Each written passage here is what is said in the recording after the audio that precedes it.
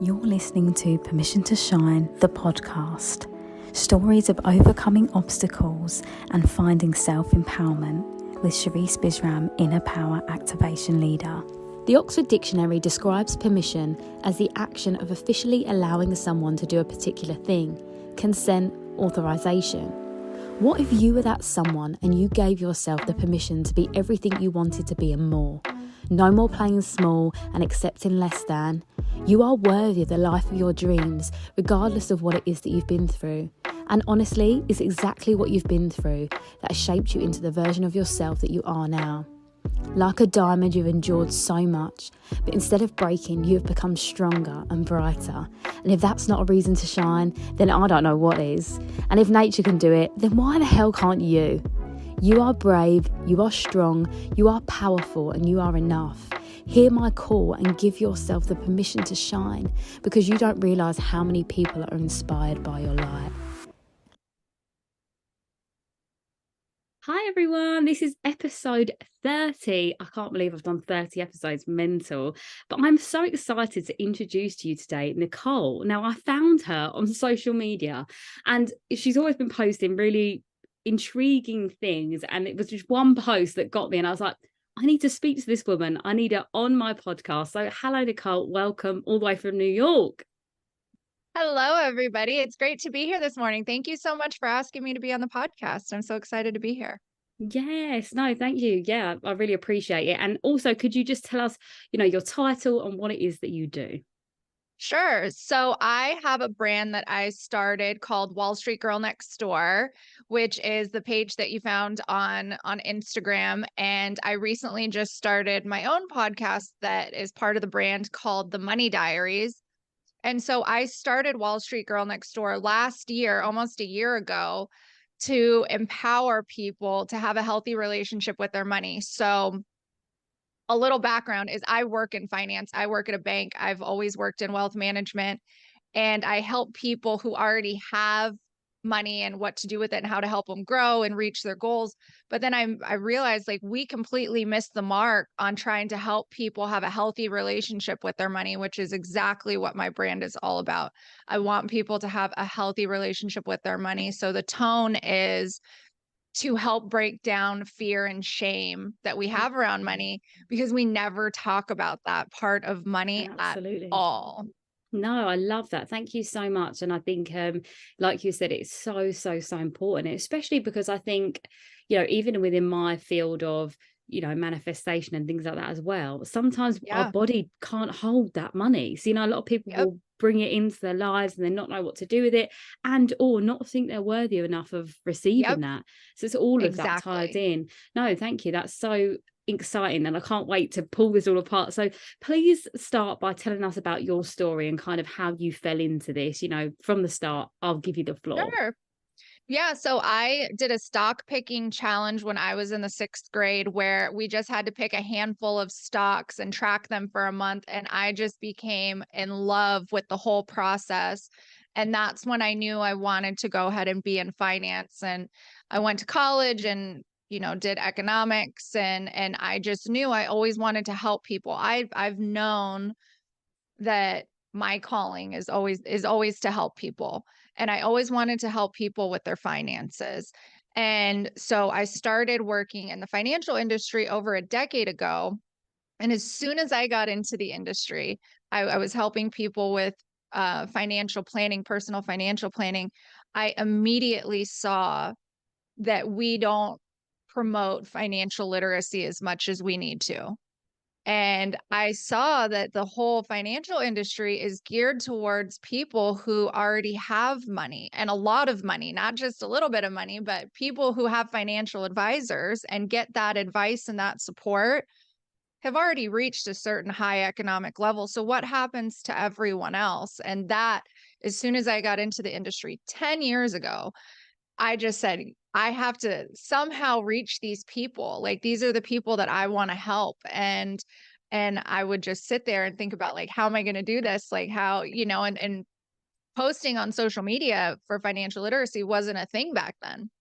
And so I had this dream, and then I moved to New York 7 years ago to pursue my career and to take my career to the next step. And it was on my heart that it was like, okay, I'm going to move to New York for my career, but I somehow, if I can do financial literacy in New York City where everyone lives outside their means and lives these big lifestyles, I said, then I can really, this is just, I can just reach other people from there. And so when I moved here, I started doing some work at a nonprofit helping inner city high school kids with financial literacy. And so I would kind of dabble here and there in the financial literacy space and helping entrepreneurs with getting their businesses and their finances in order.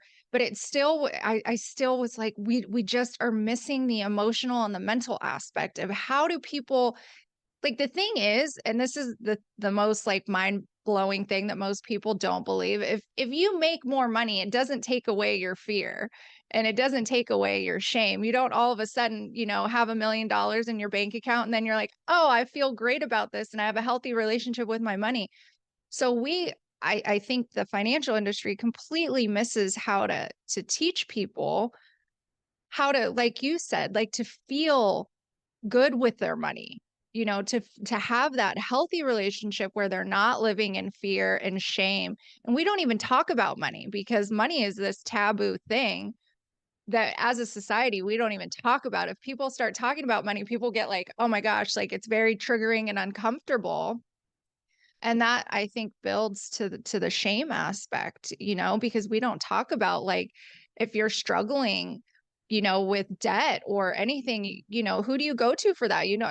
We don't open up the conversation to that. And that's part of the reason that I started the brand is I want to break down that barrier and start having those open conversations and really dig into how are people feeling about their money so that people know that they're not alone in it. Yeah, absolutely. No, thank you for that work as well, because I think it's so needed. And actually, that conversation we had was before the call, and that was why I was going to cut in here just to say to people that I kind of said that I see a lot in this industry of like coaching and mentoring that people can make large and large amounts of money and not know how to keep it because they're Yeah, not in that alignment. So that's kind of the reference there.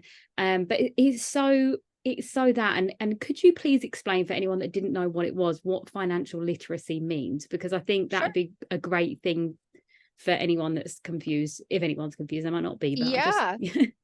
Absolutely. So financial literacy, when I refer to that, it's educating people on how to have a healthy relationship with their money and to also know more about how their money works.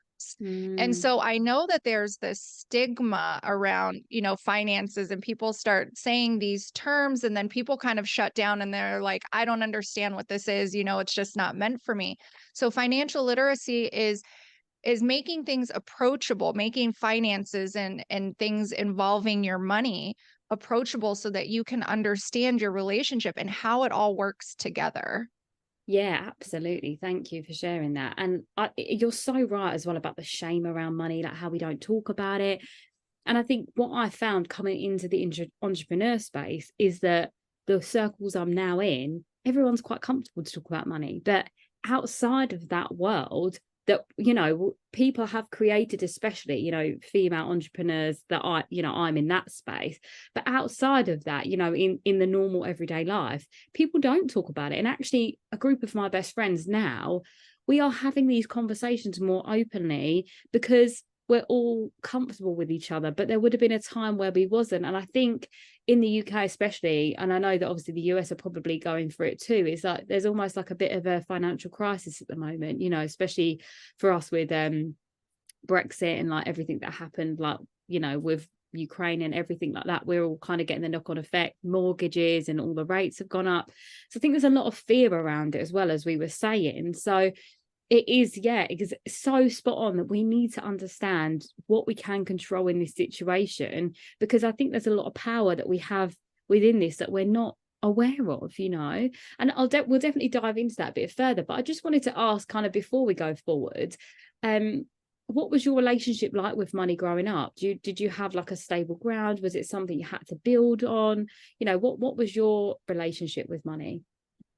So I learned to my parents were savers and so they always were on the, you work hard, you save your money.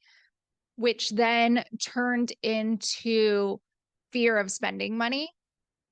So even though they would be really good with saving money and financially secure, they would have so much fear that even today they have so much fear that they're afraid to spend their money.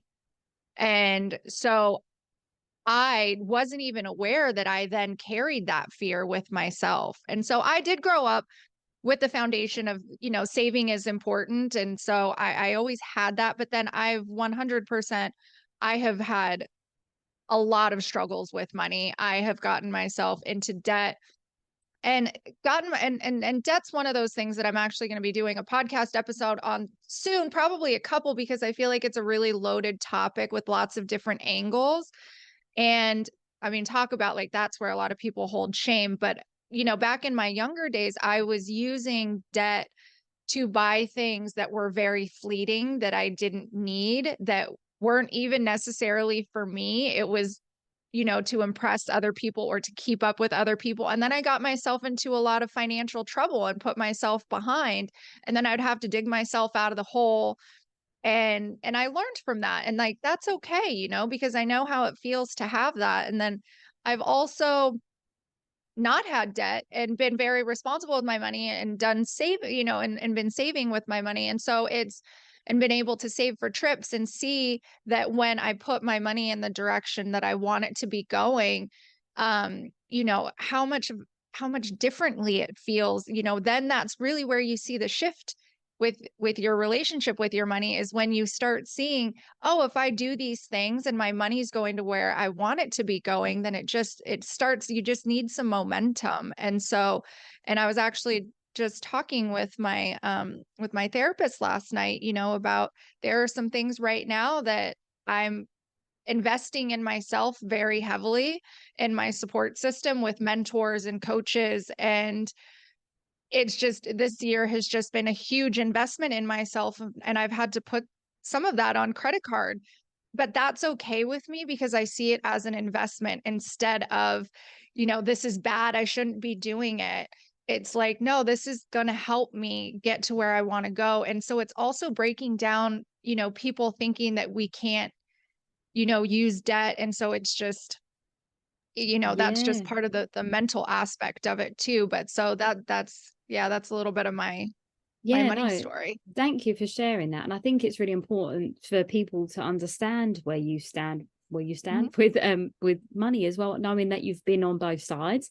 So I think that's so important, isn't it? That that's the integrity piece. This is why you're doing the work you're doing, because you understand it from all points of view. And I think I agree with you on that part of this year, because for me, I invested in my mentorship this year.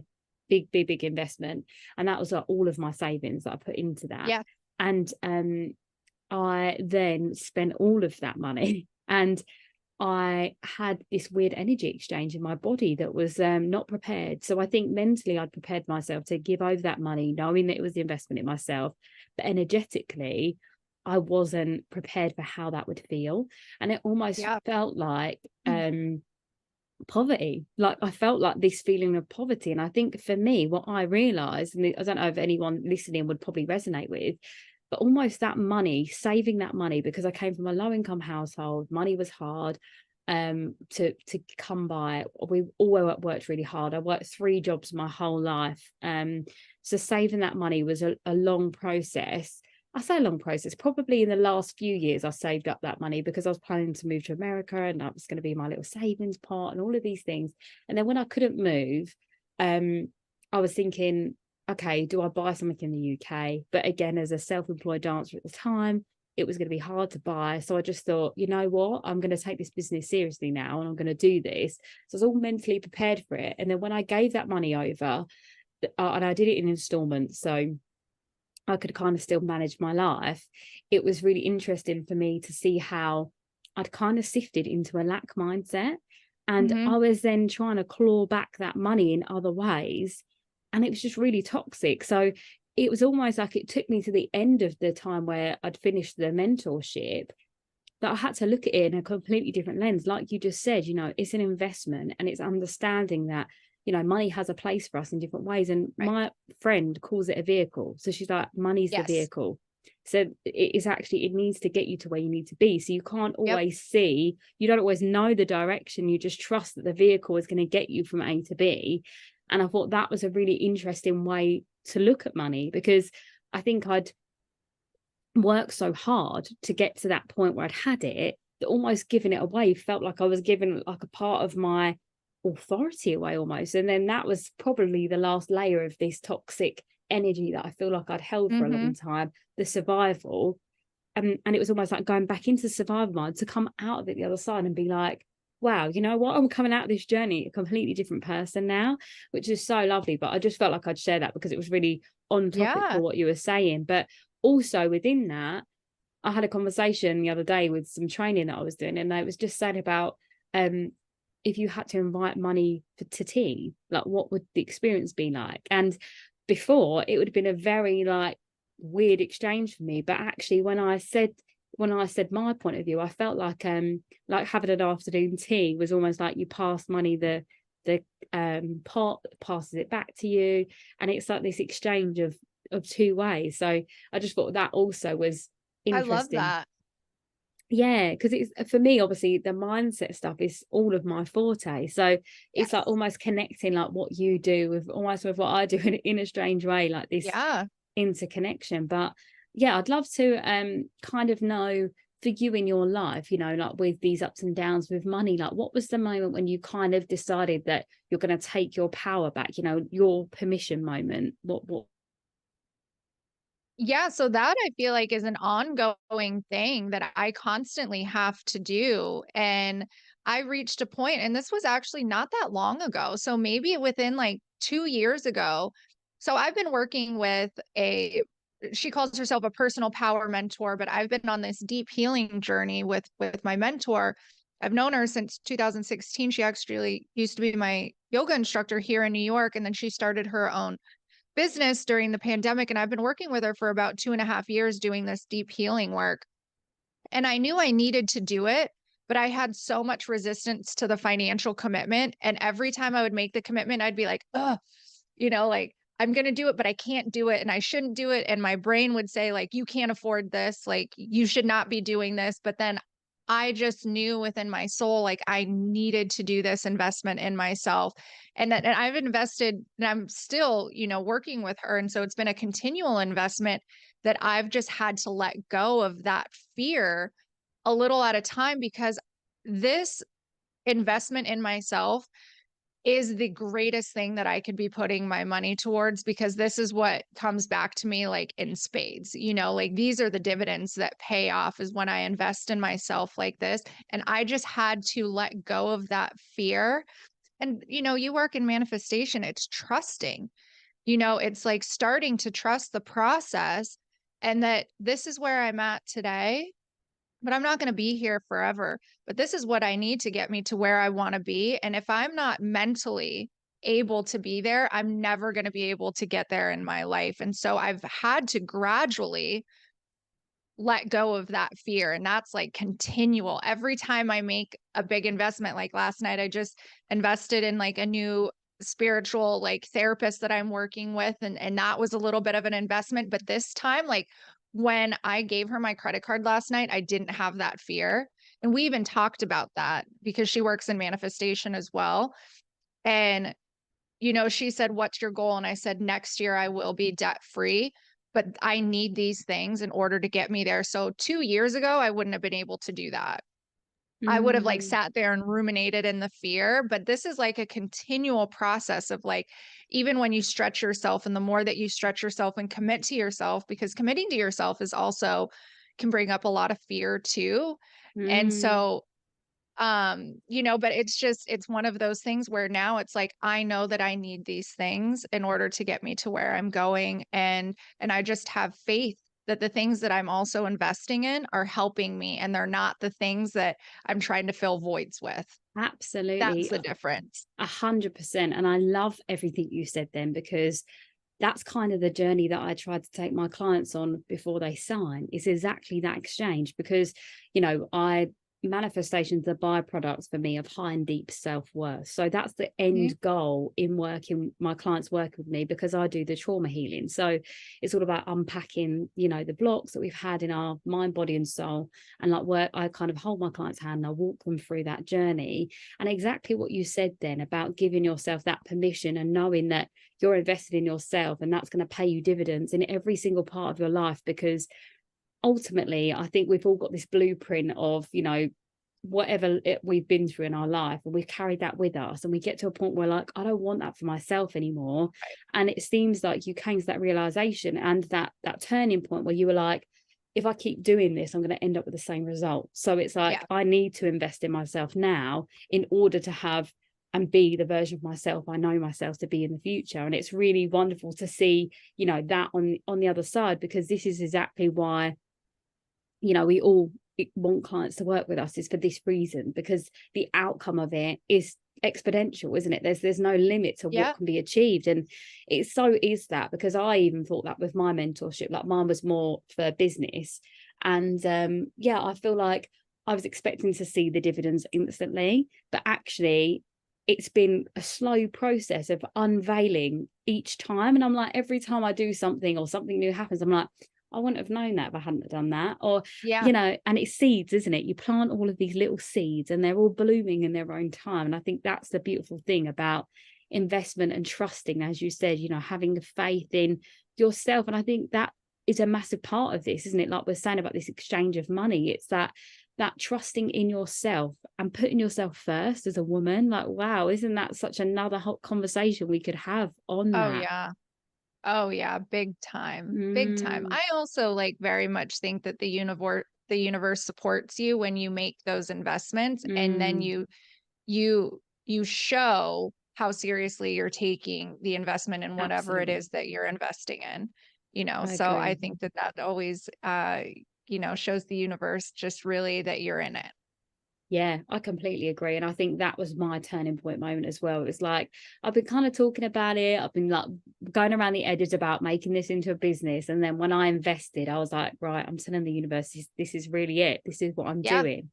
And it's such a wonderful thing. I think for anyone that's sitting on the fence or, you know, thinking about, they know they need to do this thing. It's like, I hope that this podcast acts as a call to action. And you're like, yeah, okay, this is the sign. I need to put my money where my mouth is. And as you said, you know, that exchange of you showing the universe that you're taking yourself seriously more than anything, that's such a declaration of calling in your power and calling your power back to yourself in all of the ways. But I'd love to talk more about, I mean, so much. I mean, like you said, the debt conversation is such a massive one about why we're embarrassed about debt. And I think, you know, I'm in a situation where I'm single, and I think when I'm looking for someone, I do want them to have a certain degree of you know, financial literacy, and also I don't want them to have mass amount of debt. And I think that's also where this taboo comes in. We're talking about money as well, doesn't it? Because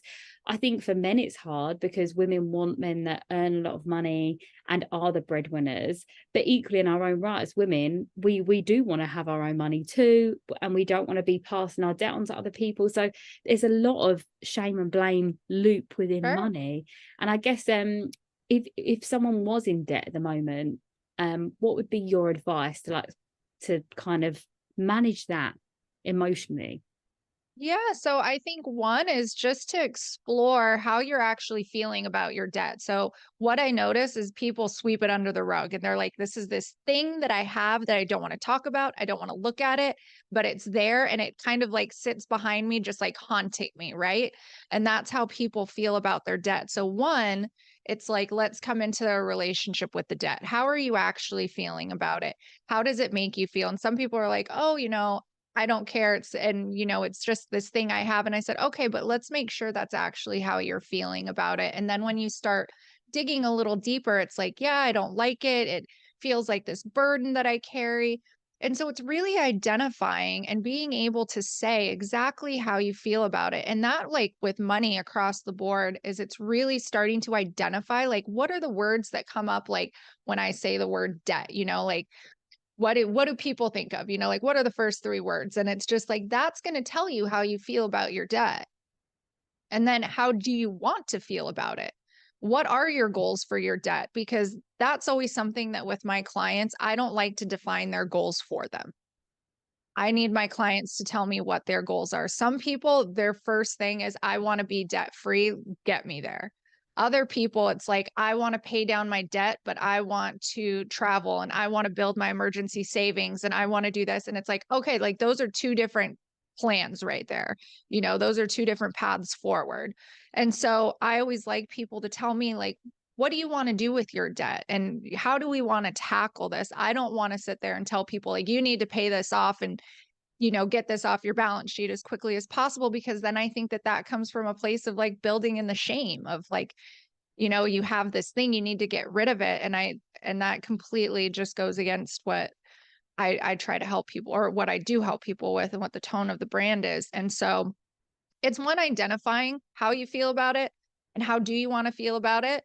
And then what are your goals for your debt? Is, you know, how do you picture your life with your debt? Do you want it, you know, do you want it completely gone, or is it, you know, so that's where it's really personal, like everybody's story and their relationship. And that's kind of one of the things that I love about money and finances is like no two people have the same goals and same situation. And so it's such a personal thing that it's everybody needs to come into a relationship with how they feel about their debt and then what they want it to look like in their financial picture.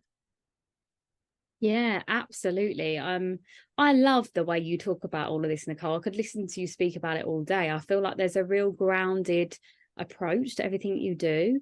And I think it's so refreshing because I feel like, again, money's either spoken about on a very high tier and we're looking down on everyone, or we're Right. speaking it from the ground, looking up, thinking, oh my gosh, how do I get out of this? Whereas I feel like you have such a balance of understanding and a very whole approach to it, which is just really, really refreshing, as I said, because I think it all takes into account. And my mentor always says that our bank account is a reflection of the way we feel about Yes. ourselves, which I do agree with, but I also don't agree with as well. Like I feel like there's a polarity to that, because I think sometimes we know that we are worthy of more, Mhm. and maybe we haven't quite got there yet, you know. So I think some people can Yeah. feel shame even from that statement, even though I do believe in it. I think it's definitely a sign of your self-worth. But like you said, if you're in a position where you've just invested into something, or you wanted to clear some debt or whatever, you have debt in your name, but the debt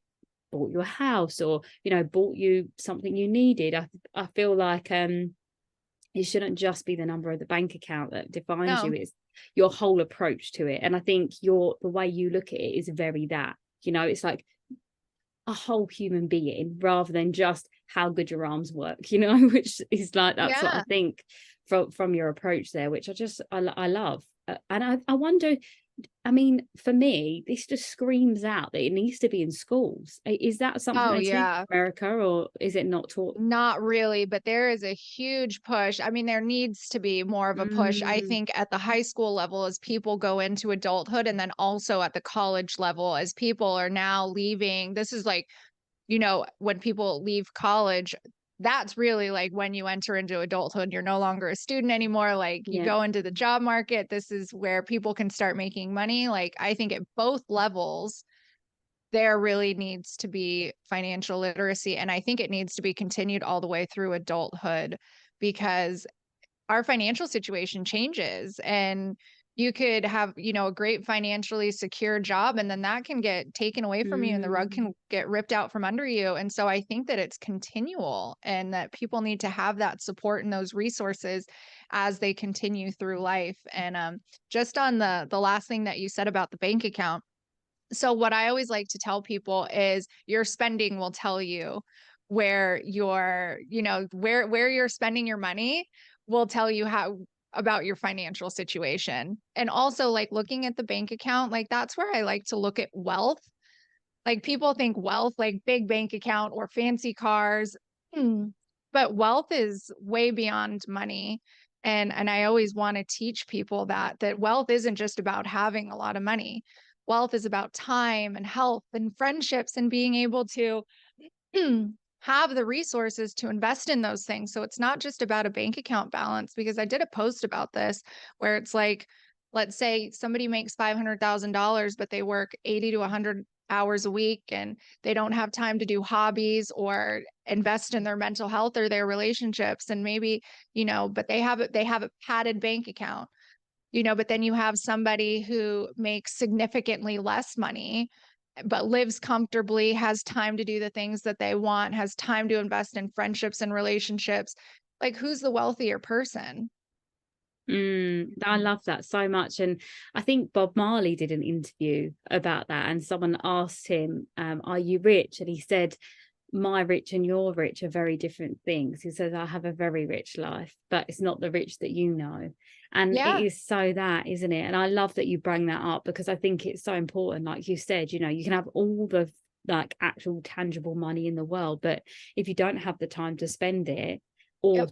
people to spend it with, that's so it, isn't it? And that's such a beautiful way to look at wealth as a whole, because I think for some people maybe listening that their bank account isn't where it wants, they're not where it wants it to be.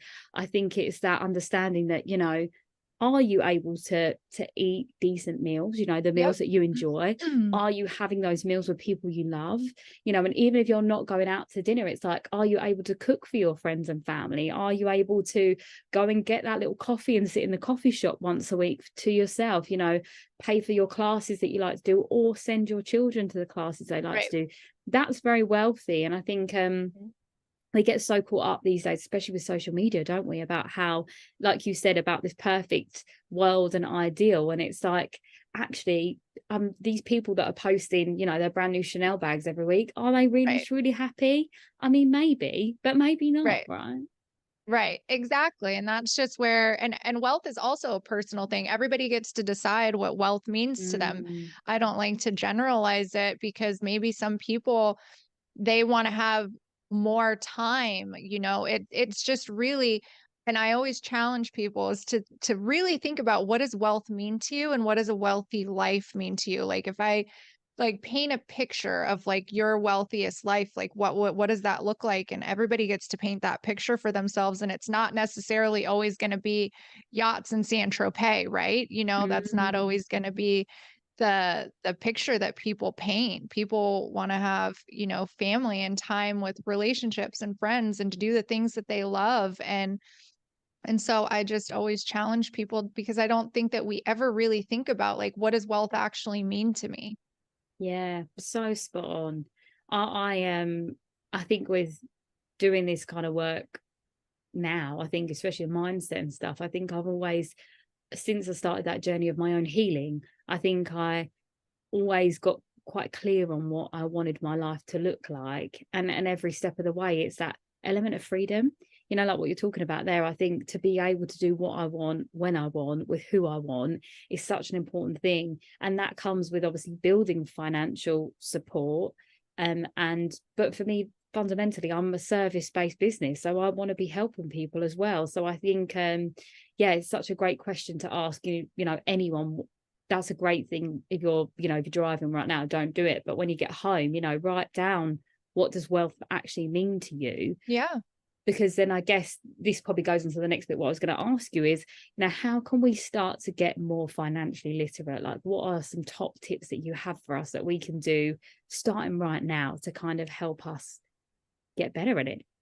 Yeah, sure. So the first thing that I always tell people, the first step is always having awareness and actually starting to pay attention to how you feel around your money and your triggers, because people can have money triggers and not even realize them, especially if you've had them your whole entire life. So the first thing, and this is part of the reason why I called my podcast the Money Diaries, is I like to tell people, like, keep a diary of how you feel about your money and start like writing about it and say, I did this thing today and it actually brought me a lot of joy and I was able to accept it and bring it in. And then maybe there's something else that it's like, I had to make this payment and I didn't feel good about it and it made me anxious. And so it's like starting to identify and having awareness around how you feel about your money. And then also, I know it can be very anxiety producing for people to check their bank accounts or their investment accounts. And so that's always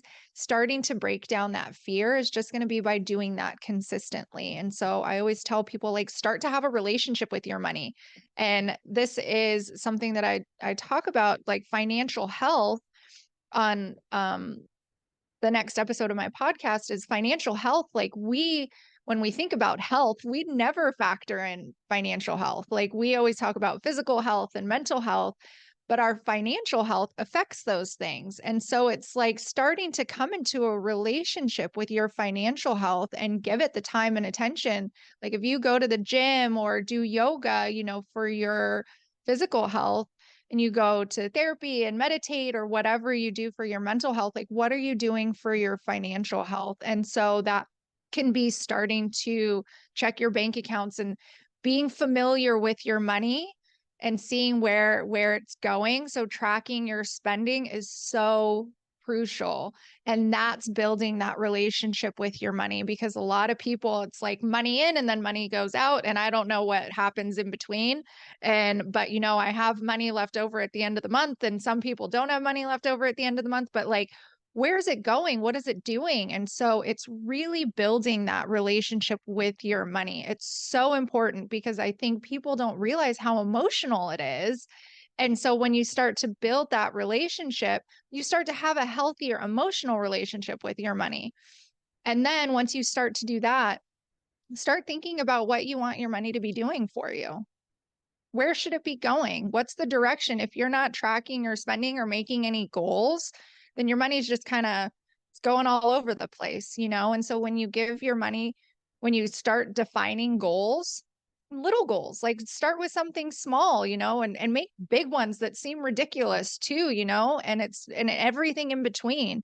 But when you put pen to paper and you write those goals out, I truly believe that you give them life. And then that's where you start directing your money that way. And I know for myself that when I have a goal, I start thinking about my money differently, because it's like, do I really need this thing? Do I really need to do that? Or do I want to keep my goal in mind and get one step closer to my goal?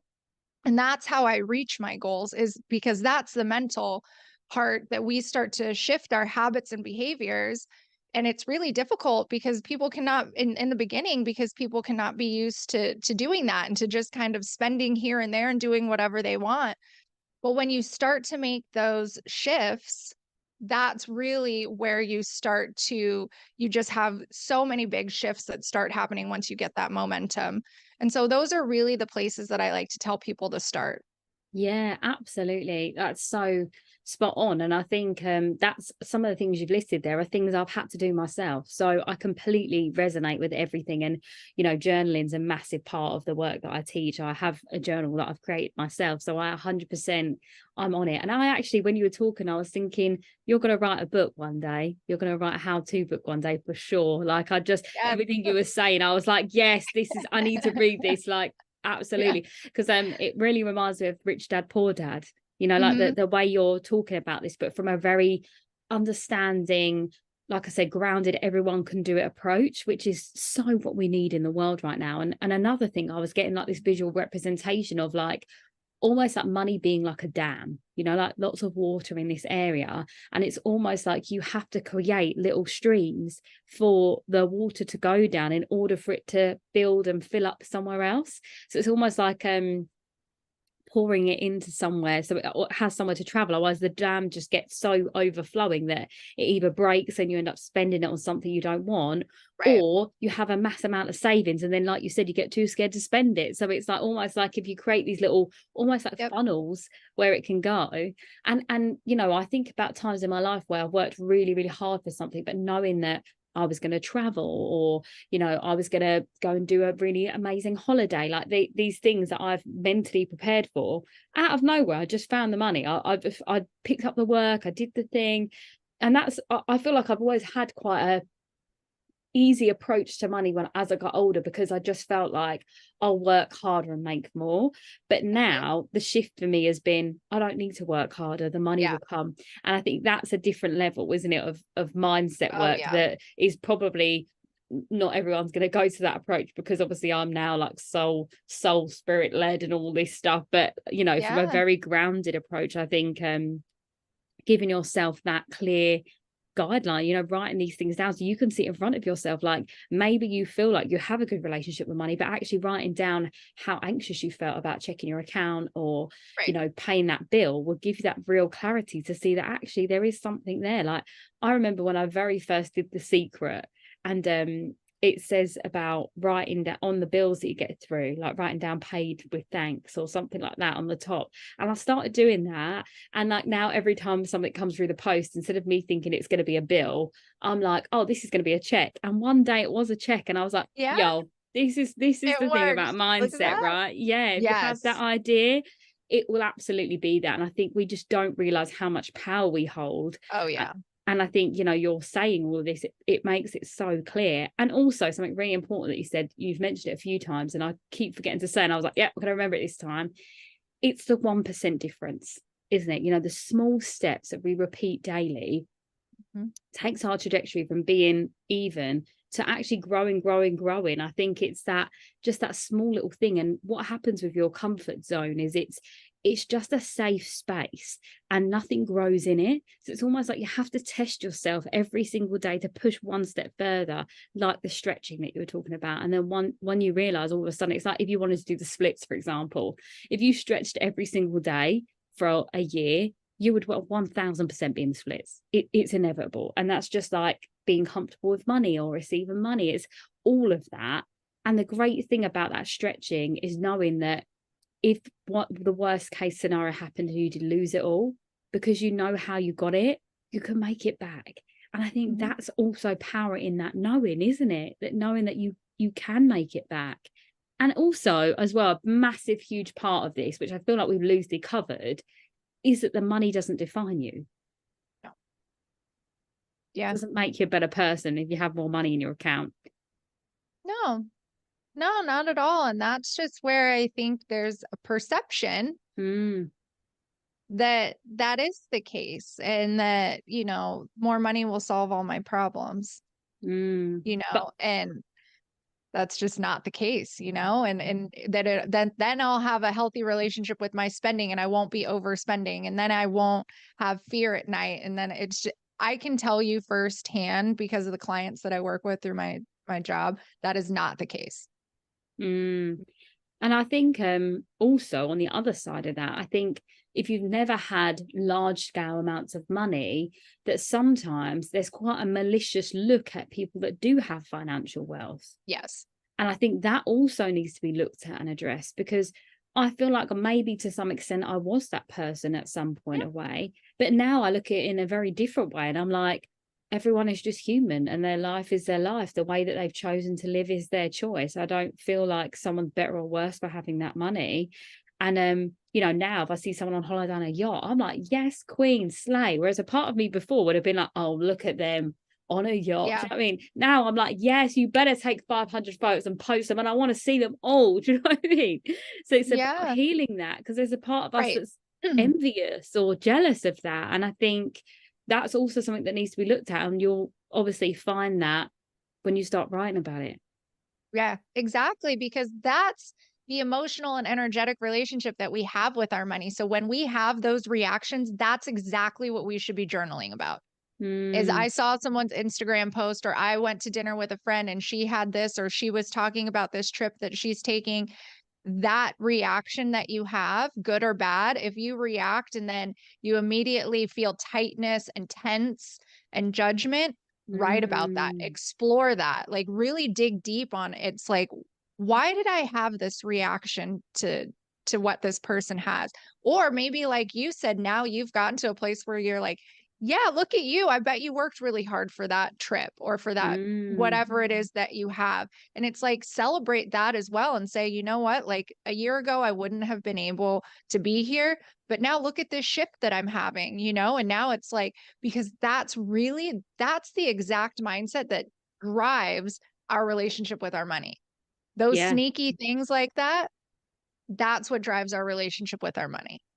absolutely that. And I think as well, you know, being in the room with people that have different levels of wealth than you is just a great experience. You know, I think since I entered the entrepreneurial space, I'm in rooms with like women that earn 7-8 figures. And I think before, when I was younger, I would have looked at those women from an outside perspective and thought, oh, well, it's all right for them because, or, you know, oh, they're lucky because, but actually standing in the room with these women, it's like, I have the utmost respect for them, but they are normal women. They're humans. And I think that made it so much more believable and achievable for me when I saw that. Do you know what I mean? And I you know, maybe being an 8-figure business owner isn't in my reality, but I can see that it's possible and I can feel the energetic space of it. And now I feel very different about money, because if one day I do become an 8-figure business owner, it will be because my vibrational match was there, but also because I've stayed in integrity to who I am, and the universe wants me to have that space. Not because 100%. that's my driving force.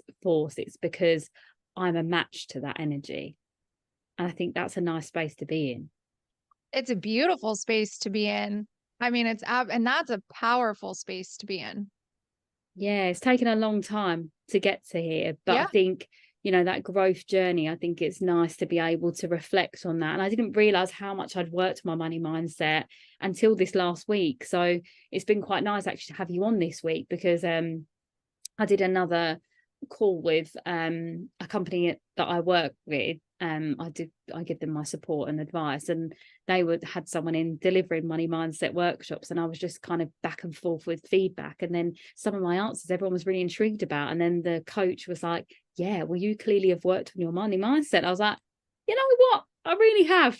I've been doing it, been doing the work. And that's what's really important about me doing everything I do, is because I'm not just telling someone to do something. It's I'm doing it with you. I'm not just saying it. I'm here. I'm writing down every night. You know, I'm doing things. Yeah, and that's really important, because I think that that's what people connect to, is when they know that you know what it feels like, you know, to do the work. And then it's also motivating and inspiring for other people who want to be in the mindset that you have, you know? And that's just exactly what I know part of the reason why I started my brand, is just to give people that support and to make it approachable and people to feel safe to ask questions and feel vulnerable with their money and their money mindset, because I know that there's not a lot of space for that within the financial industry, and sometimes even like within the personal finance coaching industry. But it's really, you just want people to feel safe enough to where that they can be vulnerable and really open up and trust you, you know, and that just comes Absolutely. from exactly what you said. No, 100%. And I think that's so important, the word safety. I think that probably is a word that people tie to money, don't they? A lot. Oh yeah. So I think if you can give people that, that's already it. And I can hear just from you as a person that that's who you are, you know. I was going to ask you actually through this what your star sign is. I'm a Capricorn. Oh yeah, I thought that. I thought you were either a Virgo or a Capricorn. I have a Capricorn moon, so all of what you're talking about with the strategic way and processing, the grounded approach, that's all like how my mind works. So that's why I think I was resonating so deeply with you. And then as you were going on, I was like, yeah, you're definitely an Earth sign. There's so much groundedness to this, which is why you're so great at what you do, because you have this very level-headed approach to it, instead of being, I don't know, like wishy-washy, like water, or, you know, like fiery and like over the top with it. You know, you're very, very grounded with it, which I think is incredible. But I've loved talking to you about this, and I feel like there's so much more I could ask. But I think what we'll do is we'll signpost everyone over to your podcast, because this is all you speak about. So I think it's a great one to for people to listen to. So yeah, tell us about your podcast, and also like the offers that you have, how people can find you and possibly work with you. Sure. Yeah, so the podcast is called The Money Diaries. It's on Apple and Spotify, and I just got it launched within the past couple weeks. And so they will have weekly episodes. And so the reason I called it The Money Diaries is because I really want to have like deep, intimate conversations around money and all the sides of money that we never talk about. And so, you know, just like the conversation that we're having today, there'll be topics like that. And then you can find me on Instagram and TikTok My brand is Wall Street Girl Next Door, where I post content and just tips, and I just really try to help people look at their relationship with their money and how they're thinking and feeling about their money. And I do one-on-one coaching right now, and then I will be having a course launch hopefully soon on all looking at our money story and how we grew up thinking about money and money mindset and financial health, hopefully coming out soon. So definitely find me on social media to stay up to date with everything that's coming out through the brand. Yes, and hopefully one day you'll have a self-help book too, because I Oh, can see it for yes. you. I can That see is it now. definitely on the agenda. Yeah, I can see it. I can just, as you were speaking, it was coming to the forefront of my mind, and I was like, this woman's going to Yeah. write a book, and it's gonna change people's lives for sure, which I Oh, love. thank you. Thank So you. no, I think you're incredible, and I love that I was able to see that even just through the posts that I found on social media of you. I was just like, yeah, this woman's got it. And it's just really nice that to see and feel how real you are in what you're doing, because as I said, sometimes on socials we get lost, or the world is so vast and there's so much people doing a lot of things, there's a lot of noise. But I think the Yes. fact that I'm such a real person and I draw in real people, for me, is such a lovely thing. So thank you for being here. And to kind of round off the podcast, I always have like a soul to soul segment. Now, this could be something you would say to your younger self, or maybe someone that's listening in a difficult position right now, but just off the top of your head, like from in your heart, like what do you feel like you would like to share? So one thing I would say is just start believing in yourself. Start believing that you're meant for good things, and start believing that you're meant to have peace around your money. And if you have any fear or shame, just start believing that you're meant to have peace and happiness and enjoyment with your money. Yes, absolutely. That peace is the word. That was my word for this year, was peace. And I feel like in a weird way I've kind of found it, but it's an ever-going process, isn't it? Ebbing and It flowing is. always. But thank Yes. you so much, Nicole. I think that you are going to change the world some way or another. I think you're going to have a really big impact. And yeah, I can't wait to, keep following your journey. And I'm going to pop all of your details in the show notes so everyone can find you on there. But thank you so much for joining me. Thank you. Thank you so much. And it was just such a pleasure to be here today. So thank you. Thank you.